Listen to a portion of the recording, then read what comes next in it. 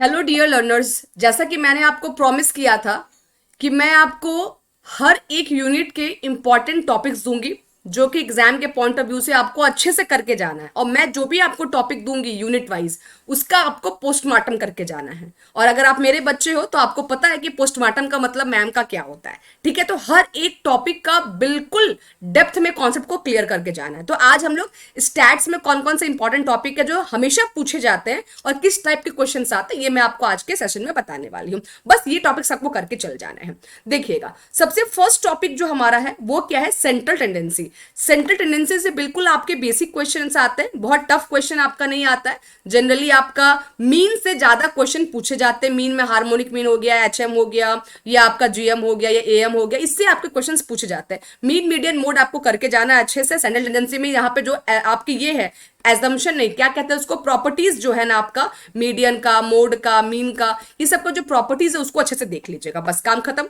Dispersion के अंदर तो आपका समंदर है पूरा पूरा। फॉर्मूलाज, जितने फॉर्मूलाज है वो सब आपके डिस्पर्शन में ही है। उसमें आपको स्पेशली दो पर फोकस करना है, एक स्टैंडर्ड डिविएशन और एक मीन डिविएशन, जिससे आपका क्वेश्चन पूछा जाता है। और इसका पूरा फॉर्मूला जितना है उसको अच्छे से देख लीजिएगा। इससे फॉर्मूला को मैच करने के लिए क्वेश्चन आता है, या थ्योरी बेस पर फॉर्मूला कौन सा फॉर्मूला है, एचडी का फॉर्मूला दे देगा, एमडी का फॉर्मूला दे देगा, क्यूडी का क्वार्टाइल डिवीजन का फॉर्मूला दे दिया, जेड स्कोर का फॉर्मूला दे दिया, पूछेगा कौन सा फॉर्मूला गलत है। तो ऐसे फॉर्मूला बेस पर, थ्योरी और अजम्पशन के बेस पर क्वेश्चन आते हैं।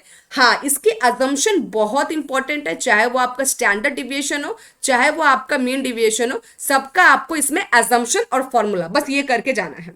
स्क्यूनेस और कुटोसिस के सवाल जो आते हैं, इजी सवाल आते हैं जो आके आपके से रैंडमली बन जाएगा। मैंने एक क्लास लिया 1 घंटे का, उसमें स्क्यूनेस कुटोसिस पूरा कंप्लीट किया है। और मैंने मैक्सिमम इसके क्लासेस ऑलरेडी ले लिया। जो मैं आपको टॉपिक बता रही हूँ उसका मैंने ऑलरेडी क्लास ले लिया, वो जाके आप देख भी सकते हो। पूरा 6 to 7 डेज, मैंने लगता है 7 to 8 डेज मैंने क्लासेस लिया है स्टैट्स का, तब जाके पूरा कंप्लीट हुआ है, तो वो देख लीजिएगा। स्क्यूनेस और कुटोसिस से क्वेश्चंस इजी आते हैं। ये भी फॉर्मूला बेस आते हैं, न्यूमेरिकल इससे नहीं आते, बस फॉर्मूला रहेगा। फॉर्मूला में कौन सा बैले ने दिया, कौन सा कार्ल पियर्सन ने दिया, ऐसे मैच करने के लिए आपका आएगा। ठीक है, चलिएगा, तो ये वाला हो गया। कोरिलेशन और रिग्रेशन की प्रॉपर्टीज से क्वेश्चन आते हैं, जिसको कि हम लोग क्या कहते हैं, अगेन अजम्पशन। अगेन इसके अजम्पशन टॉपिक से क्वेश्चन आते हैं कि रिग्रेशन का क्या अजम्पशन है, कोरिलेशन का क्या अजम्पशन है। ठीक है इसके कौन से टाइप है, कौन से टाइप नहीं होते, लीनियर, नॉन लीनियर आपका, और फॉर्मूला कौन सा, रैंक स्पर्समियन कोरिलेशन हो गया, रैंक कोरिलेशन हो गया, कौन सा किसने दिया। उसके बाद बायस थ्योरम काफी इंपॉर्टेंट है, इसको एक बार देख लीजिएगा। प्रोबेबिलिटी डिस्ट्रीब्यूशन के अंदर हम लोगों ने बाइनोमियल, नॉर्मल, पॉइजन सॉरी, ये सारा डिस्ट्रीब्यूशन पढ़ा है। ये डिस्ट्रीब्यूशन का एक मिक्स क्वेश्चन आपका जरूर आएगा। ठीक है, आपको बाइनोमियल, नॉर्मल और पॉइजन, इसका क्या करेगा कि मिक्स्ड आपको दे देगा ऑप्शन में, और आपको पूछेगा कि बाइनोमियल की प्रॉपर्टी कौन सी है, नॉर्मल की प्रॉपर्टी कौन सी है, या पॉइजन डिस्ट्रीब्यूशन की प्रॉपर्टी कौन सी है, ऐसे करके आपसे पूछेगा। तो ये सबकी प्रॉपर्टीज आपको अच्छी से देख लेनी है। बस प्रॉपर्टी से इसके क्वेश्चंस आएंगे। पैरामीटर कौन सा, बाइनोमियल का पैरामीटर क्या है, एन और पी है, नॉर्मल का पैरामीटर क्या है, मीन और स्टैंडर्ड डिविएशन है, तो ऐसे पैरामीटर से क्वेश्चंस पूछते हैं। रिसर्च टॉपिक से क्वेश्चन आता है। दो क्वेश्चन आता है। एक तो हमारा रिपोर्ट राइटिंग से क्वेश्चन हमको देखने को मिल जाता है, और एक रिसर्च के जो टाइप्स होते हैं, जैसे कि आपका एक्सपेरिमेंटल रिसर्च हो गया, स्पेशली ये ज्यादा पूछा जाता है। एक्सपेरिमेंटल रिसर्च हो गया, कॉज एंड इफेक्ट किस में आता है, इस तरह से आपका फिर आपका जो ग्राउंड बेस्ड रिसर्च होता है, तो एक टाइप से क्वेश्चन आता है, और एक रिपोर्ट राइटिंग से। अभी जो लास्ट में देखा गया था वो टेक्निक से भी क्वेश्चन आया था। टेक्निक का मतलब क्वेश्चन आया कैसे करते हैं, उसमें कौन कौन सी टेक्निक का यूज करते हैं, ये सबसे क्वेश्चन आया। डाटा का क्लासिफिकेशन से क्वेश्चन बहुत श्योर नहीं होता है, आ सकता है भी और नहीं भी। ये टॉपिक बहुत ईजी भी है और लेकिन श्योर भी नहीं है। वही प्राइमरी डेटा कौन सा, सेकेंडरी डेटा कौन सा है, आपका न्यूज़पेपर कौन सा डेटा हो गया, इंटरव्यू कौन सा डेटा हो गया, ऑब्जर्वेशन कौन सा डेटा हो गया, अनपब्लिश्ड रिपोर्ट कौन सा डेटा होता है, वर्ल्ड सेंसस आ गया, सेंसस कौन सा डेटा है, ऐसे क्वेश्चन इसमें पूछे जाते हैं। पॉइंट एस्टिमेटर ये न्यू टॉपिक है। अगर आपको मेरा मिला होगा 31 टॉपिक का सीरीज अगर आपको मिला होगा, तो वहां पे भी मैंने आपको पॉइंट एस्टिमेटर दिया था। ये नया कॉन्सेप्ट आया, तो पॉइंट एस्टिमेटर को थोड़ा सा अच्छे से आपको देख लेना, बस मीनिंग खाली, बहुत डेप्थ में जाना, बस मीनिंग खाली देख लेना। चलो आगे बढ़ते हैं। उसके बाद मेथड ऑफ सैम्पलिंग। सैम्पलिंग के जो क्वेश्चंस होते हैं बहुत ईजी होते हैं, आराम से आप कर लोगे। मेथड कौन कौन से आपको पता ही है, प्रोबेबिलिटी है, नॉन प्रोबेबिलिटी है, उसके अंदर आपका सैम्पलिंग डिस्ट्रीब्यूशन भी है, सेंट्रल लिमिट थ्योरम भी है, स्टैंडर्ड एरर। स्टैंडर्ड एरर एक अच्छा क्वेश्चन है, इसके फॉर्मूलाज और कभी कभी थ्योरी भी पूछा जाता है।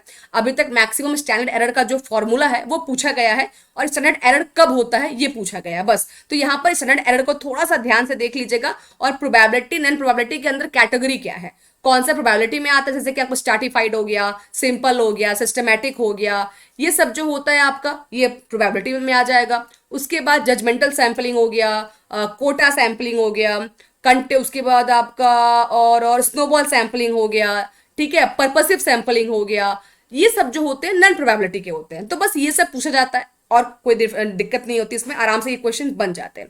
हाइपोथेसिस टेस्टिंग, जिसमें कि आपको दिक्कत होता है, क्यों? क्योंकि दिक्कत ब्रेन में फिट है कि हाँ ये हमको समझ में नहीं आता। लेकिन हाइपोथेसिस टेस्टिंग का भी मैंने 2 क्लास लिया है, एक पैरामीटर का, एक नॉन पैरामेट्रिक का, एक पैरामेट्रिक एक नॉन पैरामेट्रिक। 2 क्लास में मैंने पूरा का पूरा 2 क्लास नहीं, शायद एक ही क्लास लिया है, नहीं एक ही क्लास लिया, एक ही क्लास में मैंने आपको पैरामेट्रिक और नॉन पैरामेट्रिक ये दोनों मैंने आपको पढ़ाए हैं। अब वो सब क्लासेस कहाँ मिलेगा अगर आप सोच रहे हो तो देखो, जो रेगुलर बच्चे हैं वो तो क्लास कर रहे हैं, अदरवाइज आप सब्सक्राइब कर लेना चैनल को और इसके प्लेलिस्ट में जाना। प्लेलिस्ट में एक प्लेलिस्ट बना होगा प्रियंका मैम करके, कॉमर्स का, उसको ओपन करना, वहां पे मेरे सारे वीडियोस मिल जाएगा। या टेलीग्राम ज्वाइन कर लेना, टेलीग्राम का लिंक तो मैंने यहाँ पे डाला नहीं है, लेकिन टेलीग्राम पे जाके सर्च कर लेना कि प्रियंका मैम टेक्स्ट बुक, ठीक है, उसको जाकर सर्च कर लेना तो मेरा आपको मिल जाएगा चैनल टेलीग्राम का, उसको ज्वाइन कर लेना। वहां पे मैंने इसका पीपीटी कंटेंट भी प्रोवाइड कर दिया है और उसका वीडियो भी पूरा एक शीट में करके आपको प्रोवाइड किया, स्टैट्स का सारा क्लासेस, ठीक है। हाइपोथेसिस टेस्टिंग से मान के चलिए कि क्वेश्चन 100% है, मैं 100% वाला एरिया आपको बता दे रही हूँ। मेथड ऑफ सैंपलिंग 100% यहां से क्वेश्चन आता है, 2 क्वेश्चन 100% हो गया, सेंट्रल टेंडेंसी से 100% आएगा, डिस्पर्शन से 100% आएगा, कोरिलेशन रिलेशन से 100% आएगा। जितने भी मैं टॉपिक बता रही हूँ, अरे हर टॉपिक से तो एक ही क्वेश्चन आएगा। आपके 10 क्वेश्चन एग्जाम्स में आएंगे, 10 कभी 8 कभी 10 कभी 12 भी आ सकता है। तो आपको हर एक टॉपिक से एक एक क्वेश्चन का उम्मीद करना है। ऐसा नहीं सोचना है आपको कि आपको अगर कर लोगे आप हाइपोथेसिस टेस्टिंग तो 5-5 क्वेश्चन इससे आ जाएंगे, नहीं, क्वेश्चन तो एक ही आएगा, लेकिन क्या है कि मैचिंग क्वेश्चन आता है, तो उसके लिए पढ़ना थोड़ा सा ज्यादा पड़ता है। कुछ नहीं, कहां पर कौन सा एप्लीकेबल होता है, देखो पढ़ना क्या है ना, कहां पर कौन सा एप्लीकेबल होता है उसकी एप्लीकेबिलिटी पढ़ लेना और उसका फॉर्मूला पढ़ लेना और उसकी प्रॉपर्टी, वही एप्लीकेबिलिटी में आपकी प्रॉपर्टी आ जाएगी, बस प्रॉपर्टी देख लेना तो आपका काम बन जाएगा, यहां से आपका काम हो जाएगा। बस को किस टॉपिक के कितने डेप्थ में जाना है इसकी गहराई आपको पहले से पता होना चाहिए कि हाँ भाई इस टॉपिक को ऊपर से पढ़ना है या इस टॉपिक को अंदर से पढ़ना है, ठीक है। फॉर्मूला में आपको क्या करना है, जैसे कि एचडी का, एमडी का, ये सब डिविएशन का फॉर्मूला, स्क्यूनेस का फॉर्मूला, कुर्टोसिस का फॉर्मूला, उसके बाद कोरिलेशन का फॉर्मूला, स्पियर्समैन कोरिलेशन का फॉर्मूला, रैंक कोरिलेशन का फॉर्मूला, जितने भी फॉर्मूला है उसको सबको एक जगह पे लिख लेना। केले का फॉर्मूला, बेले का फॉर्मूला, कार्ल पियर्सन का फॉर्मूला, मीन मीडियन मोड का फॉर्मूला, हार्मोनिक मीन का फॉर्मूला, जीएम का फॉर्मूला, ये फॉर्मूलास आप अच्छे से करना, क्योंकि 2 से 3 क्वेश्चन जो होते हैं ना वो आपके फॉर्मूलाज से आता है। तो फॉर्मूलाज अच्छे से कर लोगे तो बाकी क्वेश्चंस भी बन जाएंगे। समझ में आया? तो ये सारे इंपॉर्टेंट टॉपिक्स है, टॉपिक्स भी मैंने आपको बता दिए और कहां से किस टाइप का क्वेश्चंस आता है और आ सकता है वो भी मैंने यहाँ पर आपको डिटेल कर दिया। तो होप सो कि ये वीडियो आप लोग के लिए हेल्पफुल होगा और इसको आप फॉलो करोगे। ऐसे ही मैं और भी यूनिट्स का आपको देते जाऊंगी। टैक्स का मैंने दे दिया है, उसके बाद इनकम टैक्स का, एक बिजनेस फाइनेंस का मैंने दे दिया है और एक स्टैट्स का दे दिया। इसके आगे और भी आपको मिलते जाएगा, ठीक है। चलो बाय बाय, टेक केयर।